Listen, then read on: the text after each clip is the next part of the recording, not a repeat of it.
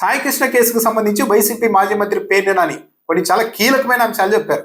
సాయి కృష్ణ మీద గతంలో ఒక మర్డర్ కేసు నమోదైతే ఆ మర్డర్ కేసులో డిఫాల్ట్ బెయిల్ వచ్చేలాగా పోలీసులే సహకరించారు అని ఆయన చెప్తున్నారు. అంటే 90 రోజుల్లో పోలీసులు ఛార్జ్షీట్ వేయకపోవడంతో డిఫాల్ట్ బెయిల్ వచ్చి సాయి కృష్ణ బయటకు వచ్చారు. అది కూడా ఇది విజయవాడ సిపి పరిధిలోని చిల్లకల్లు పోలీస్ స్టేషన్లోని ఈ వ్యవహారం నడిచింది. ఆ పోలీసులు ఛార్జ్షీట్ వేయకపోవడం వల్లే సాయి కృష్ణకు బెయిల్ వచ్చింది. ఒక మర్డర్ కేసులో ఛార్జ్షీట్ వేయకుండా ఒక డిఫాల్ట్ బెయిల్ ఇచ్చేలాగా పరోక్షంగా మీరు ఎలా సహకరించారు అని ఆయన ప్రశ్నిస్తూ ఉన్నారు. అంటే ఒక సాయి కృష్ణని తెలంగాణలో నయీంను వాడుకున్నట్టు ఇక్కడ బెజవాడ నయీంగా సాయి కృష్ణను మీరు తయారు చేయాలనుకున్నారా? అందుకే అతనికి డిఫాల్ట్ బెయిల్ వచ్చే పరిస్థితులు మీరు కల్పించారా అని కూడా ఆయన ప్రశ్నిస్తూ ఉన్నారు. ఇంకా పేర్ని నాని మరికొన్ని కీలకమైన ప్రశ్నలు కూడా సంధించారు. ఆయన సిఐ నాగరాజన్ అరెస్ట్ చేశామంటున్నారు కదా, ఆయన ఫోన్ స్వాధీనం చేసుకున్నారా లేదా? రిమాండ్ రిపోర్ట్లో ఎందుకు చెప్పలేదు? కాల్ డేటాని ఇప్పటి వరకు ఎందుకు బయటకు తీయలేదు? సిఐకి సంబంధించి గూగుల్ టేక్అవుట్ని ఎందుకు తీసుకోలేదు? అలా తీసుకుంటే మొత్తం ఆ వ్యవహారాలు జరిగిన రోజుల్లో సిఐ ఇతర పోలీసులంతా ఎక్కడెక్కడ ఉన్నారు, ఎక్కడికెక్కడ వెళ్ళారు అన్నది చాలా క్లియర్గా అర్థమవుతుంది కదా. ఎందుకు ఆ డేటాను మీరు సేకరించలేదు అని కూడా ప్రశ్నిస్తూ ఉన్నారు. కాళ్ళు చేతులు కట్టేయడం అంటే ఒకరి వల్ల కాదు, అంటే ఇంకొకరు సహకరించే ఉండాలి. మిగిలిన పోలీసులు వాళ్ళంతా ఎవరు అన్న ప్రశ్నలకి కూడా సమాధానం చెప్పాలి అని కూడా పేర్ని నాని ప్రశ్నిస్తూ ఉన్నారు. దాంతోపాటు 28వ తేదీనే అంటే మే 28వ తేదీనే సాయి కృష్ణ తల్లి స్వయంగా సిపిని కలిసి నా కుమారుడిని కృష్ణలంక పోలీసులు టార్చర్ చేస్తూ ఉన్నారు, లాకప్లోనే చంపేసే ప్రమాదం కూడా ఉంది, వెంటనే మీరు స్పందించి కాపాడండి అని విజ్ఞప్తి చేస్తే దానికి సంబంధించిన అక్నాలెడ్జ్మెంట్ కూడా ఇచ్చారు. కానీ సిపి మాత్రం ఆ తర్వాత కూడా స్పందించలేదు. హైకోర్టులో 2వ తేదీ హేబియస్ కార్పస్ పిటిషన్ దాఖలైతే 4వ తేదీన విచారణకు వస్తే ఆ రోజు కూడా సాయి కృష్ణ ఏమయ్యాడనేది చెప్పలేదు.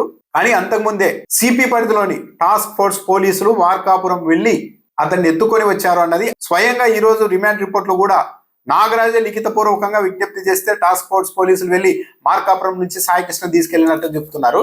మరి తన పరిధిలోని తన కింద పనిచేసే టాస్క్ ఫోర్స్ పోలీసులు సాయి కృష్ణను అంతకుముందే తీసుకొని వచ్చి ఉంటే తల్లి వచ్చి నా కుమారుడిని కాపాడండి అన్నప్పుడు సిపి ఎందుకు స్పందించలేదు?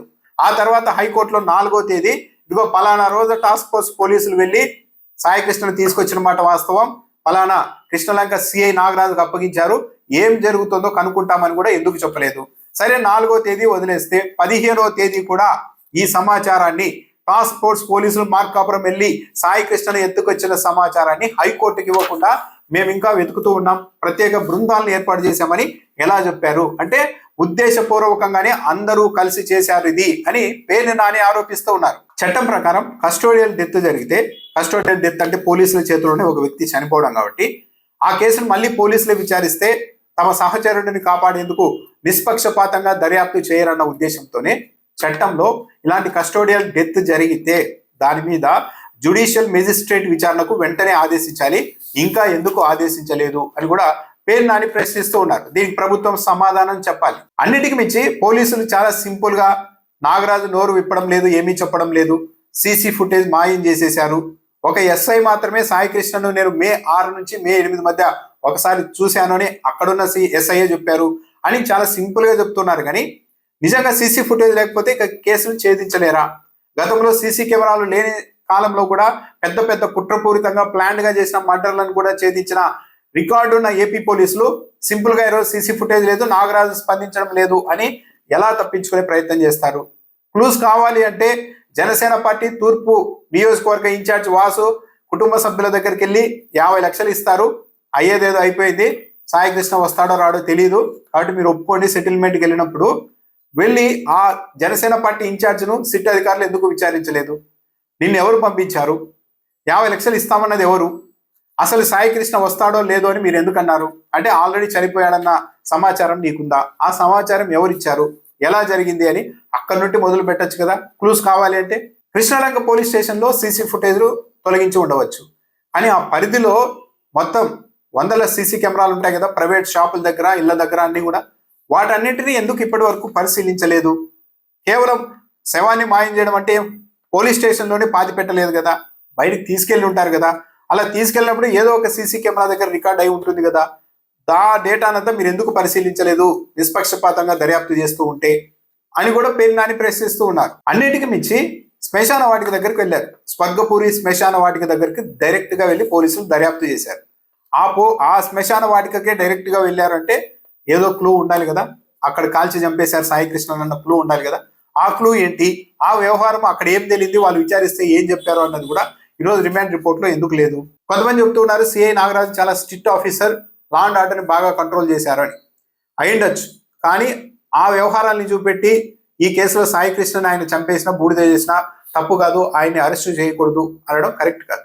ఎందుకంటే ఈ కేసు అన్నది ఈ రాష్ట్రంలో భవిష్యత్తులో పౌర హక్కులు ఎలా ఉండబోతున్నాయి అన్నది నిర్దేశిస్తుంది.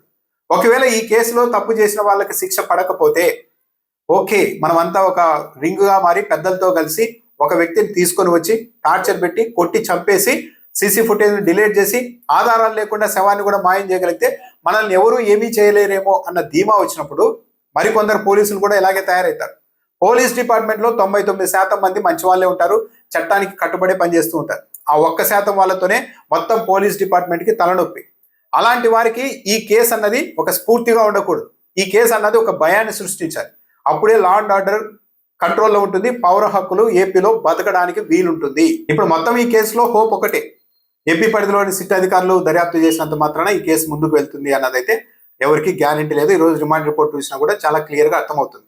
అక్కడ ఎవరు పోలీసులు లేనట్టు, ఒక్క ఎస్ఐ మాత్రమే ఉన్నట్టు, మిగిలిన పోలీసులకి ఏమీ తెలియనట్టు రాసుకొచ్చారు. కానీ పోలీసులు నిజాయితీగా దర్యాప్తు చేయాలనుకుంటే, నిజాలు రాబట్టాలి అనుకుంటే ఆ కృష్ణలంక పోలీస్ స్టేషన్ పరిధిలో 100 మంది కానిస్టేబుల్ ఉంటారు. పక్కకు పిలిచి చెప్పు ఏం జరిగిందో చెప్పండి అని చెప్తే మొత్తం ఏం జరిగింది, ఎలా మాయం చేశారు, శవం ఎక్కడ దహనం చేశారు, ఎక్కడ చేశారు, ఎలా తెచ్చారు, ఎలా కొట్టారు అన్నీ చెబుతారు. డైరెక్ట్ గా కెమెరా మీద చెప్పకపోయినా కూడా క్లూ ఇస్తారు. వాటి ఆధారంగా దర్యాప్తు చేసి అన్ని ఆధారాలని సేకరించవచ్చు. కానీ ఆ దిశగా ఏపీ పోలీసులు ఈ సిట్టు వెళ్తున్నట్టుగా కనిపించడం లేదు. ఇదైతే ఒక పెద్ద హై ప్రొఫైల్ కేసు లాగే కనపడుతుంది.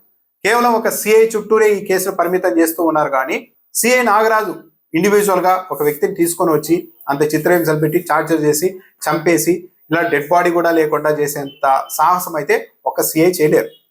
పైగా ఒకవేళ చనిపోయినా కూడా లాకప్ లో దాన్ని ఒక లాకప్ డెత్ కేసుగా చూపెట్టి ఏదో విధంగా దాన్ని అధిగమించే ప్రయత్నం పోలీసులు చేస్తారు. కానీ ఇక్కడ శవం కూడా లేకుండా చేశారు అంటే అసలు సాయి కృష్ణను పట్టుకొచ్చిన ఉద్దేశం ఏంటి అన్న దానిపైన కూడా ఇప్పుడు ప్రశ్నలు వస్తున్నాయి. అరెస్ట్ వారెంట్ పెండింగ్ లో ఉండడంతో తీసుకొచ్చామని చెప్తున్నారు. అరెస్ట్ వారెంట్ పెండింగ్ లో ఉంటే తీసుకొని వస్తే వెంటనే కోర్టులో హాజరుపరచాలి.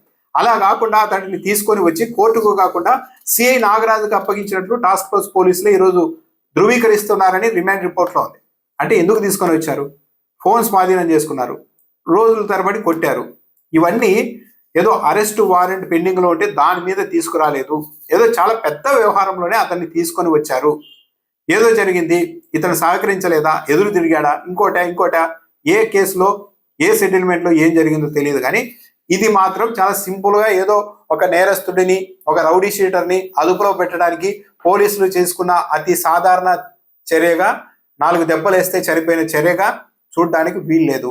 హై ప్రొఫైల్, ఇది బయటకు వస్తుందో లేదో తెలియదు. ఓన్లీ హోప్ హైకోర్టు ఇప్పటికే పిటిషన్లు కూడా దాఖలయ్యి సిబిఐకి ఇవ్వాలని, మరి హైకోర్టు అంగీకరిస్తుందో లేదో చూడాలి.